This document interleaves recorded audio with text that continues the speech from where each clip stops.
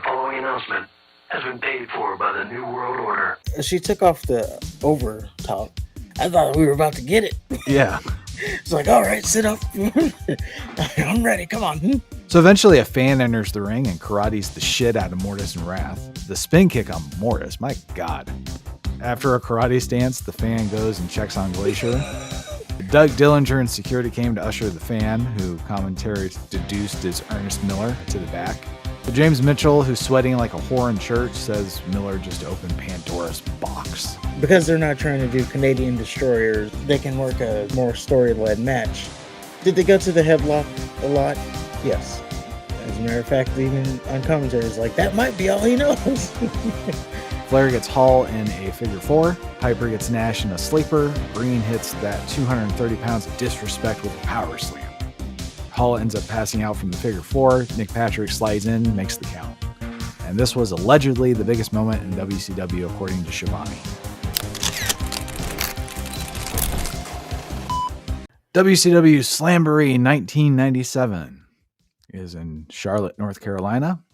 And the marquee matches featured are Mongo McMichael versus Reggie White and a main event 6-man tag match. Piper is an icon, Flair is a legend, and Kevin Greene is a wild card.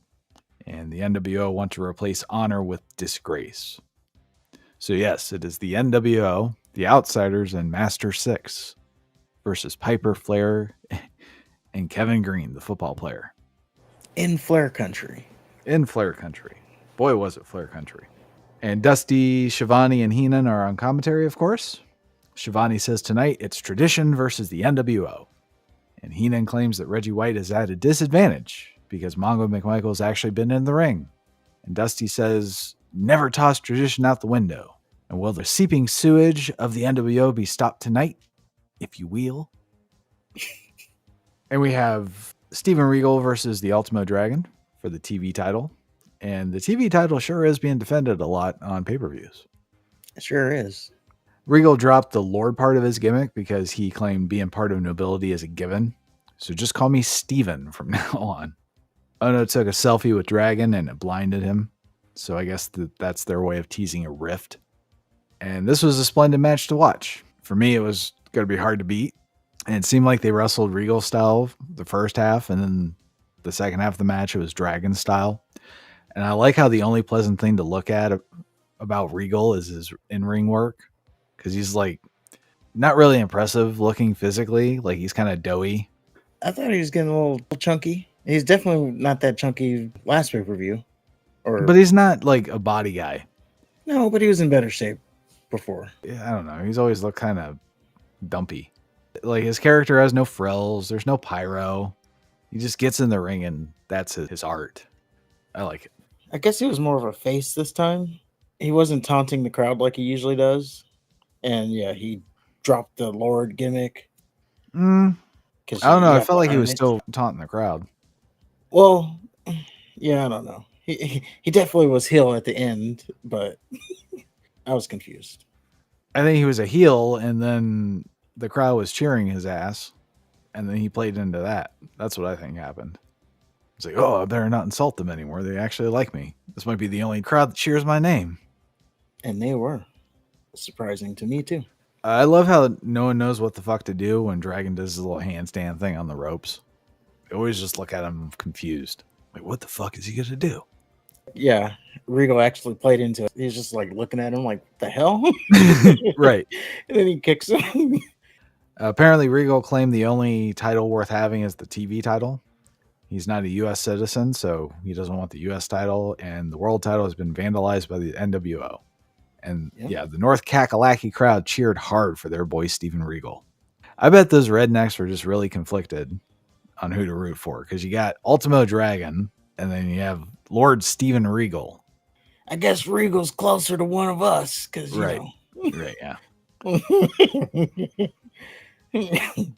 So Ono kicked the shit out of Regal on the outside. Dragon got in between them, and he seemed kind of pissed off at Ono. And Dragon hit his top rope Frankensteiner, then turned a double arm powerbomb from Regal into a Frankensteiner, which was cool. And Regal did his little walk away thing when Dragon tried a diving crossbody from outside the ring. It's a perfect thing for a son of a bitch like him to do. I like the smirk he gave after he did it too. Right. And Ono starts kicking Regal again. And again, Dragon gets in between them. He grabs Regal, throws him in the ring. And Sonny Ono kicks Dragon in the back of the head. Regal kicks Dragon in the back of the head too. And he does a reverse suplex to Dragon. Then he holds up a V for victory to the joyous redneck crowd. And he plays his Regal stretch for the win. Crowd was even holding up their little V's. And Ono said in the camera that he makes champions and he also destroys them. It was definitely a good match. Oh, it was a great match. I like the story that they told as Ono was trying to cheat and Dragon didn't want any of it. It's like, I want to win this fair. And then he turned on him at the end. So yeah, they told a good story. Also, Regal kept trying to get the Regal stretch in, but he would always get fought off. Yeah, he tried it about 4 times. And yeah, Dragon would get to the ropes or whatever. Yeah, he was just trying to lock it in the whole time. Very opportunistic. I even liked how they put the TV title over. Well, I'm not a U.S. citizen, so I don't want that title. And the world title's been vandalized, been cheapened with that spray paint on it, so I don't want that title. It's the only title that I want. Just gave it more prestige. And apparently that was his 4th time winning it, too, so good for him. Well, Luna Vachon versus Madusa in a ladies' grudge match. And Luna is billed from the other side of darkness, which I thought was really cool. And this was actually a really fun match to watch. Luna looked like a monster. She looked like the big badass heel. Madusa blew my eardrums out with all of her screaming, but she was, the baby face that had to come from behind. Madusa did her bridge escape thing. Vachon did more heel things and made Mad Dog Vachon faces. And then Madusa won with a German suplex. 100 times better than just about any modern women's match. And after the match, Madusa gets on the top rope, teases taking off her top, which I thought was strange. And Madusa didn't look as rough this time around. She took off the over top. I thought we were about to get it. Yeah. It's like, all right, sit up. I'm ready. Come on. What is this? Definitely a better match. So last pay-per-view for WCW, we had Madusa versus Hakatow.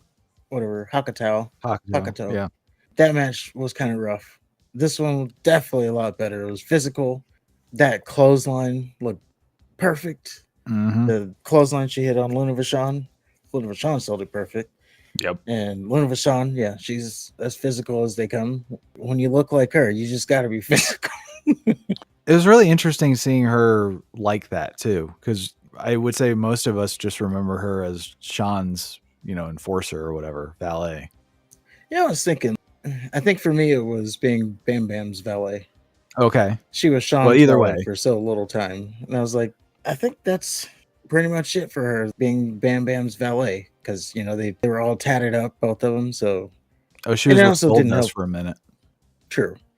I guess it helped for me because she was Bam Bam's valet in that Raw game that was on the NES, true, yeah. the SNES, and I played the hell out of that game. So that was a great game. It's one of my favorites. Well, Mean Gene comes out. He drools over Madusa, then talks about his favorite subject, the WCW hotline. And there's a change in talent coordination, and someone might be leaving. I don't know. This one was weak for me. Okay. This shilling of the hotline was weak for me. Well, yeah, somebody's leaving, and then somebody behind the scenes changed. Okay. Yeah. Randy Savage interrupted. Thank you. And Savage heads to the ring with Elizabeth. He starts blowing the NWO and their various nicknames. Crowd starts chanting DDP. Savage says Diamond Dallas Page doesn't want any part of the Macho Man anymore. Page comes out with a bent cane, chases Savage off. Bischoff comes out to hold Savage back, even though he already ran away. Page gets the mic, starts talking shit. I thought you wanted to feel the madness, Savage. Don't you want to feel the madness? Shivani says, oh, we want to feel it.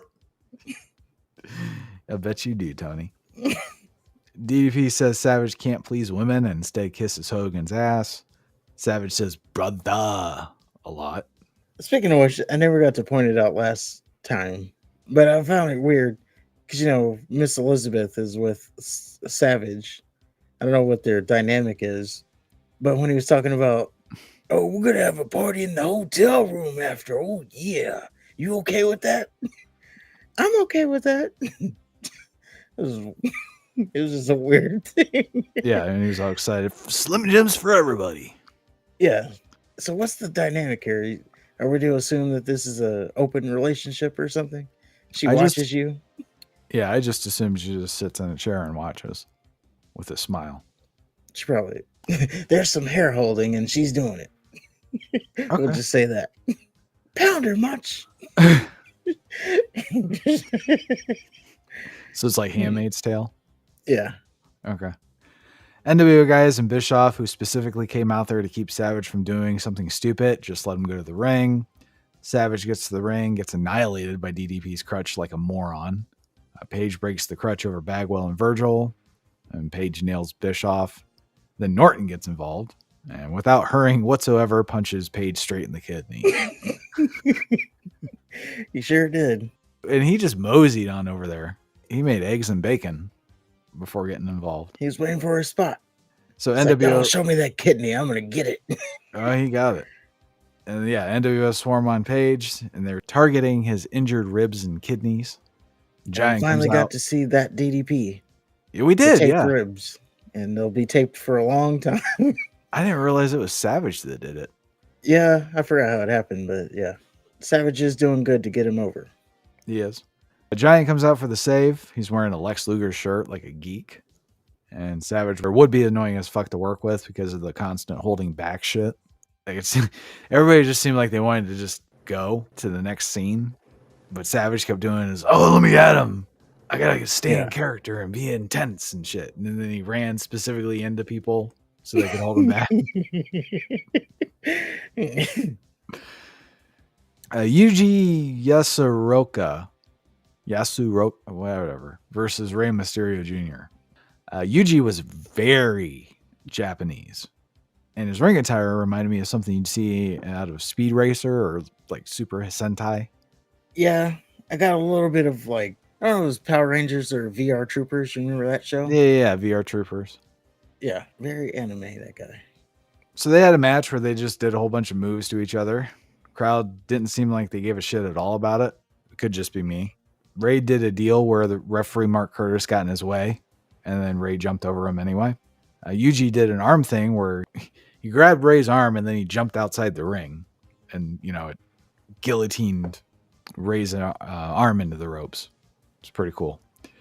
Yuji hit a butterfly DDT and Ray kicked out. I guess that's supposed to be his big finish, but doesn't mean anything to us because Yuji is unknown. So the significance is lost on me. It did look great, though. You notice how he didn't unhook his hands like they do now? Oh. Well, that's because he held Japanese. it all the way down. Yeah. They don't care about hurting you. Yeah, I was thinking, man, you got to hit that right because he held that butterfly all the way to the mat. So you got to make sure you're right on that one. And Mysterio ended up winning with his Frankensteiner roll-up thing. And Ray said in the camera after the match that no Japanese is going to come in here and intimidate Mexican and American wrestling. We're the best. Yeah, it was just a match to me because I didn't know the other guy. Yeah. But I was like, well, it's okay that I'm not like into it because, I got to get acclimated to this guy. Maybe in a few pay-per-views if he's around, which maybe he's not even around. Maybe I'll come around to him. Okay. Well, Mortis versus Glacier. Mortis came out with James Mitchell, who has Glacier's helmet for some reason. Mortis is not nearly as impressive looking this time around. I think it's the lighting. Glacier gets to the ring. Then he gets his ass stomped for a while. Mortis then calls for Wrath, who comes join the ass whooping. Glacier starts beating up Mortis while Wrath takes his sweet ass time getting to the ring. Wrath beats up Glacier with James Mitchell's stick. Wrath and Mortis beat up Glacier. Mortis fame-asses Glacier onto the steel steps.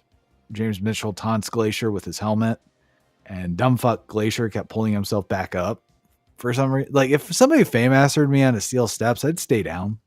I don't know. He was defying this ass beating that he was getting. Yeah. There's being gutsy and then there's just being stupid. And I think Glacier crossed the line.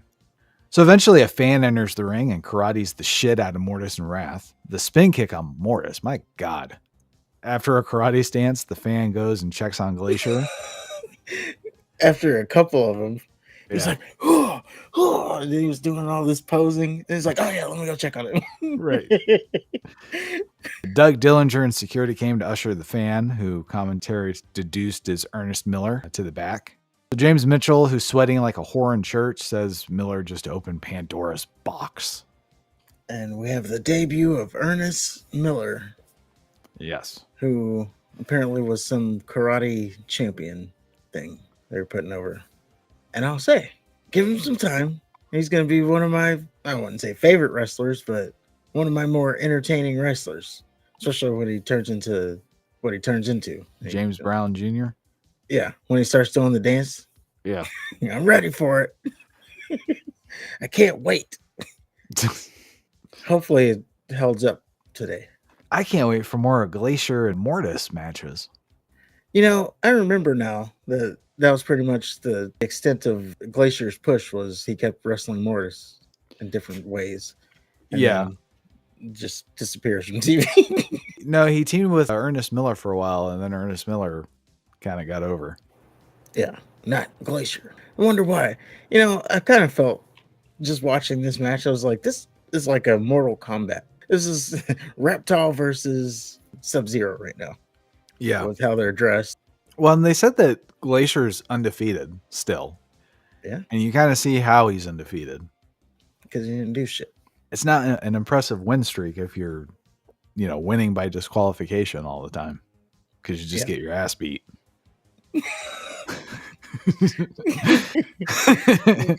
They're beating him into an undefeated streak.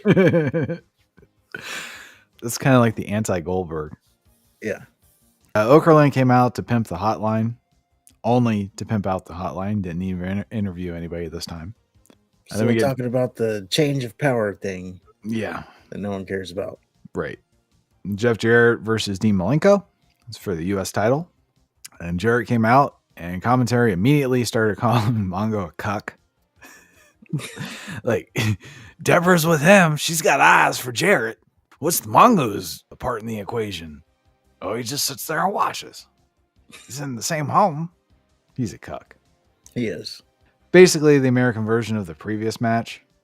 Dean worked on Jarrett, and it pains me to say that about a Dean Malenko match. Dean worked on Jarrett's leg. Nice little spot where Dean punched Jarrett's knee to prevent him from locking in a figure four, which I thought was kind of cool. Jarrett got a figure four anyway, but Dean managed to get to the ropes. Deborah helped with an indomitable stretch. She used the leverage thing. Both men bump into each other. Jarrett rolls out of the ring. Mongo the cuck comes out to collect Deborah. Says Jarrett can fend for himself.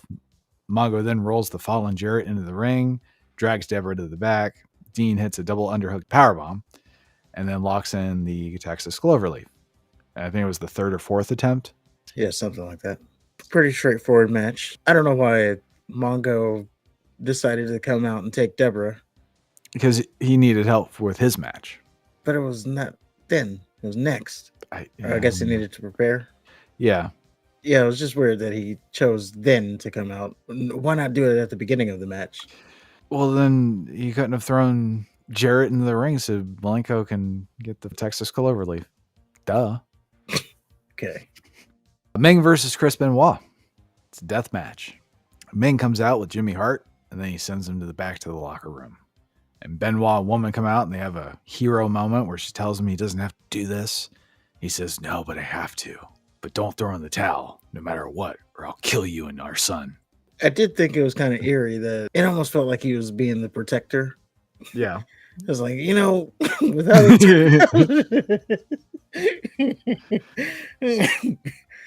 So Meng and Benoit beat the hell out of each other. Woman screamed a lot. Jacqueline came out for no reason. So did her tits.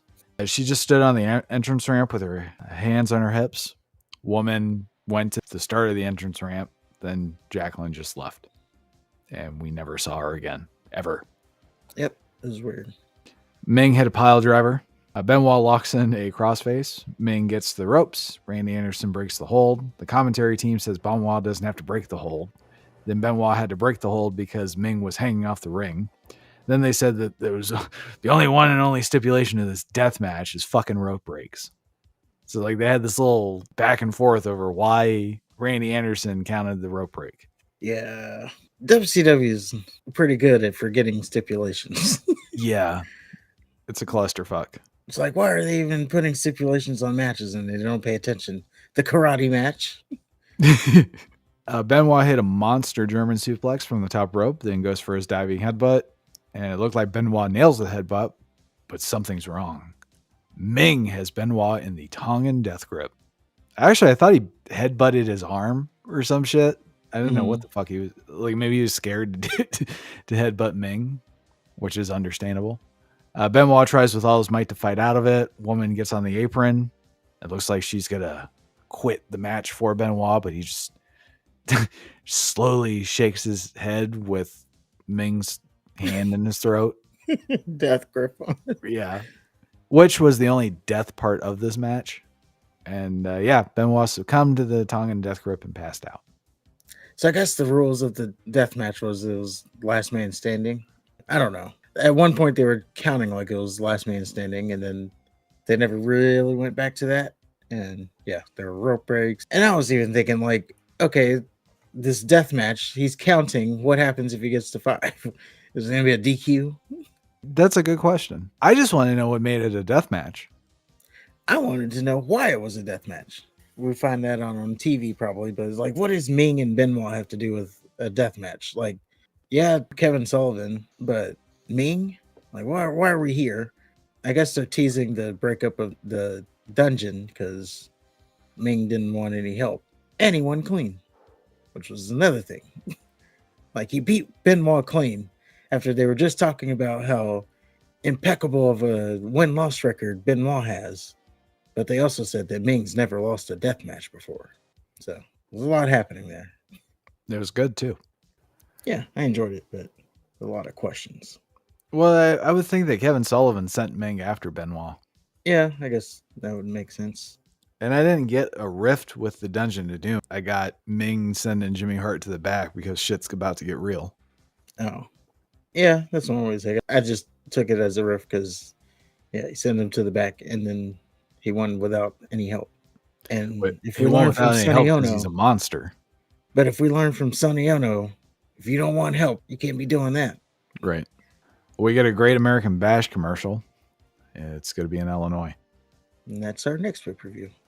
Well, Konnan and Hugh Morrus versus the Steiner brothers. And Konnan is still 100% Cholo. I have no idea why the fuck he's still with the Dungeon of Doom. Oh, this was the other thing that led me to believe that there's a rift. Well, this would definitely be the rift. Scott Steiner's well on his way to becoming Big Papa Pump. Like, he looks like a little truck. Pretty vanilla. Wrote that too. He looks like a truck. No. Oh. Clearly, we're about to get Big Papa Pump because he is jacked. A pretty vanilla tag team match. Steiner's threw Morris and Konnan around. Morris and Konnan and Jimmy Hart cheated to gain an advantage. Charlotte loved the Steiners. Morris looked like an idiot. He missed the clothesline, then tumbled out of the ring. Then he tried a top rope move and landed on Steiner's foot. Then he missed a no laughing matter, like all within seconds. And Steiner. Also weird that Scott Steiner, was watching him go to the top to even attempt the no laughing matter. Right. Like he's just standing there looking at him. Scott Steiner hit probably the best looking Frankensteiner we've seen him do. That's not saying much. It still looked like he was like millimeters away from snapping his neck. Yeah. Rick got the pin. And Konnan's pissed after the match and turned on Morris. So more rifts, I guess, between everybody. Mongo McMichael versus Reggie White. Reggie White looked ridiculous. He had that practice jersey on with the Green Bay Packer pants. That were cut into shorts. Probably cut them that right before the match. Right, yeah. Like, oh, I don't have gear. I'll just cut these. Well, there's lots of headlocks and wrist locks because both of them suck. The commentary team was very excited that Reggie White did basic stuff like an atomic drop and a body slam. Mongo screamed his head off, and he was basically a cartoon villain throughout the match. There was a moment where he said, what did he say? God might have your soul, but your ass belongs to me. Reggie White clubbed him. And then Reggie White has him in a nerve hold. Mongo gets on his knees. I'm going to church. I'm going to church. He hits Reggie and then he turns to the camera. I hear the church bells ringing right now. Yeah, it's just a cartoon. Mongo T's leaving, and then some big Mama Jamma came out and carried Mongo back to the ring. And they did shotgun alley shit. White hit a leg drop and Atomic drop a splash. Can't tell you how pissed I was the first leg drop wasn't the finish, because fuck this match. Mongo goes to hit White with the Halliburton attaché case. The big Mama Jamma snatches it from Mongo. Jarrett comes out of nowhere because he forgot what happened during his match. And he tosses Mongo a second Halliburton attaché case, which he uses on Reggie White for the win. I was actually surprised that White lost. I was too. And, if I'm being honest, I like this match more than you did. I was into it. I don't know what it was. Like, first of all, I was thinking, here we are. This is clearly a celebrity match because, Reggie White is an outside guy in the business. Right. And because they're not trying to do Canadian destroyers, they can work a more story-led match. Did they go to the headlock a lot? Yes. As a matter of fact, even on commentary, is like, that might be all he knows. But I don't know. I thought they told a good story. They kept doing like the shoulder tackle, drawing the line in the middle of the ring. It's like, all right, come on. And Mongo does the chop block. Yeah, they're supposed to shotgun alley, but Mongo goes low. And then they do it again. He's like, no knee stuff this time, straight up. Yeah. Like, oh yeah, sure, you're being truthful there. And then there's the part where he did the rope break, and then there was the chop block, which they're both football players, so that's illegal. My only downside was that moment where that other guy came out and he carried Mongo back to the ring because kind of made him look weak. Well, I mean, that dude was huge. He was. He would make anybody look weak just by proxy. Man, that's clearly a O lineman. That was a nose tackle. Yeah, he could have been that too. Yeah, clearly he wasn't a skill position.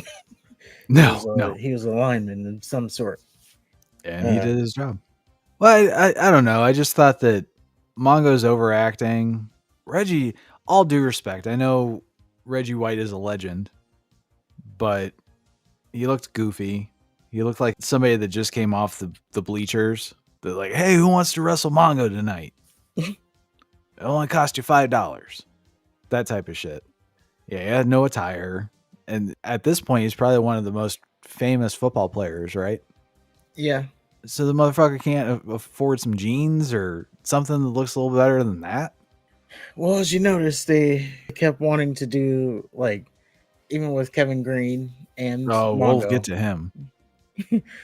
Everybody had to have, like, their team colors on and shit.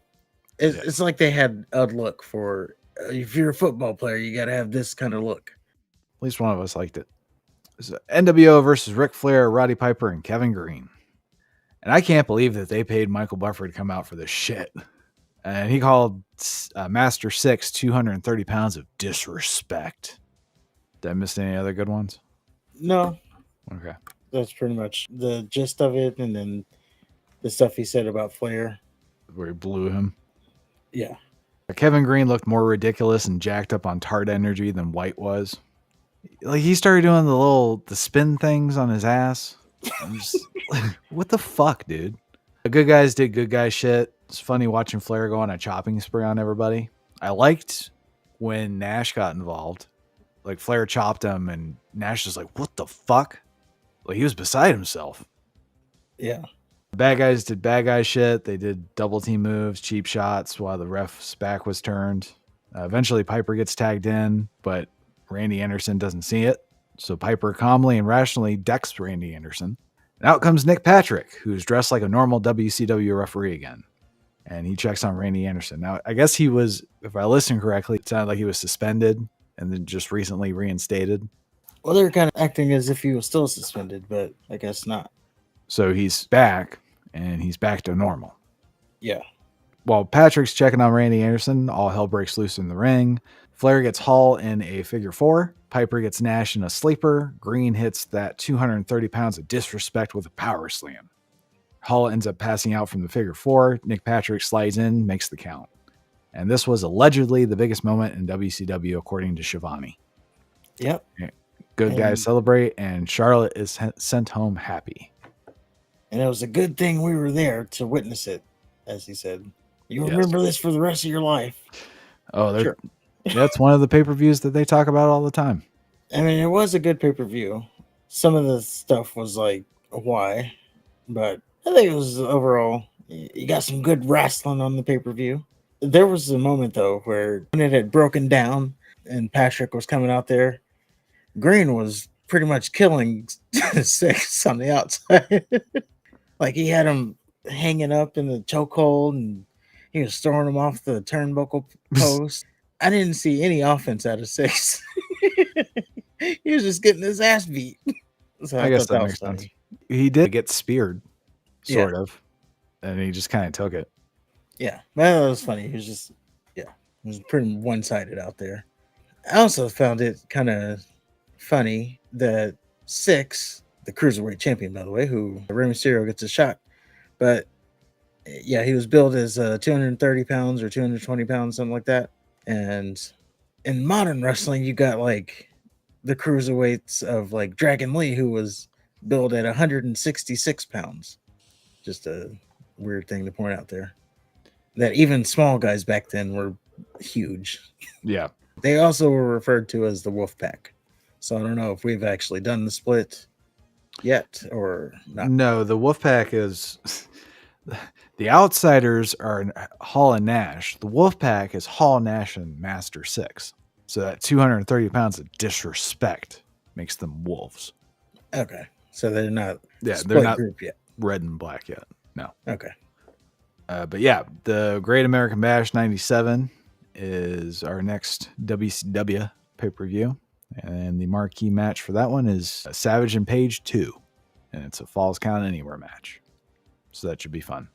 But first, we have WrestleMania 19. And we're back to Roman numerals.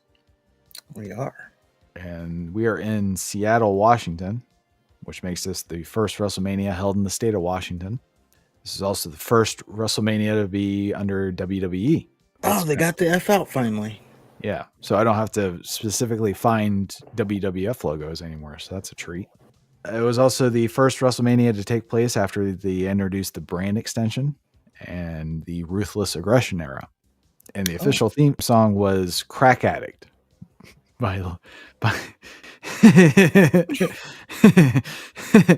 Bizkit. Crack Addict.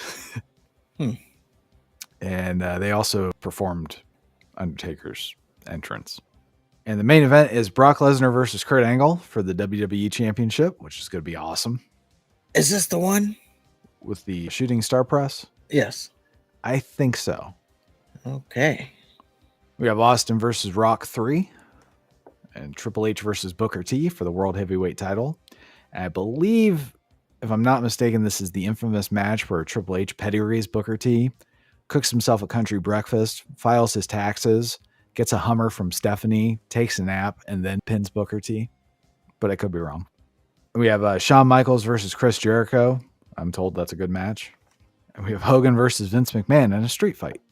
That should be something. It'll be something. But I don't remember this WrestleMania. I don't remember watching it ever. I don't know if I watched it or not.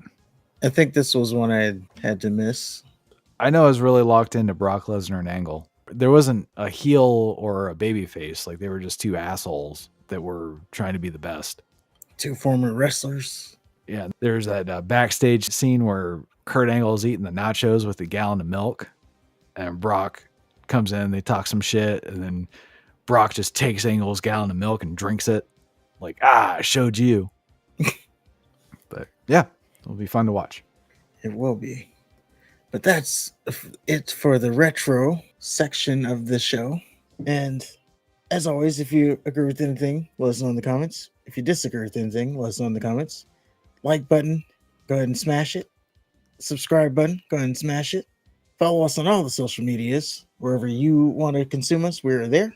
And until next time, top guys,